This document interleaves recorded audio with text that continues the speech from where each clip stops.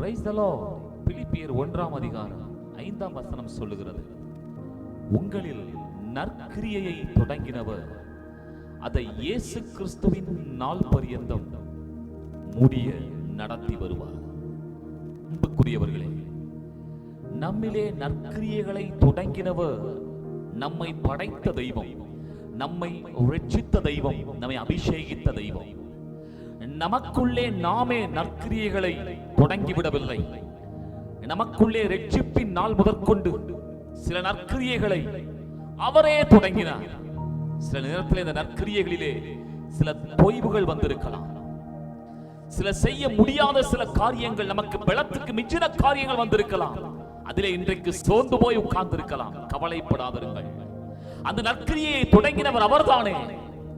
தேசத்துக்காக ஜெபித்தேனே, ஓ வல்லமையாய் ஊழியம் செய்தேனே, இன்றைக்கு அந்த நிலையெல்லாம் மாறி போயிட்டே என்று சொல்லி நீங்கள் பொய்ந்த நிலையிலே, எலியாவை போல் சோர்ந்திருந்த நிலையிலே தேவ சத்தத்தை கேட்டுக் கொண்டிருக்கலாம். தேவனுடைய வார்த்தை வருகிறது, உங்களே நற்கிரியை தொடங்கினவர் அவர்தான். ஆகவே அவரை சார்ந்து கொள்ளுங்கள். அவர் தொடர்ச்சியாய் நடத்துவதற்கு விட்டுக் கொடுங்கள். நிச்சயமாய் நற்கிரியை தொடங்கினவர் இயேசு கிறிஸ்துவின் நாள் பரியந்தம் அவரே நடத்தி முடிப்பார். இது புது உடன்படிக்கையின் ஆசீர்வாதம். இந்த வார்த்தையின்படியே கர்த்தர் நம்மை ஆசீர்வதிப்பாராக. ஆமென்.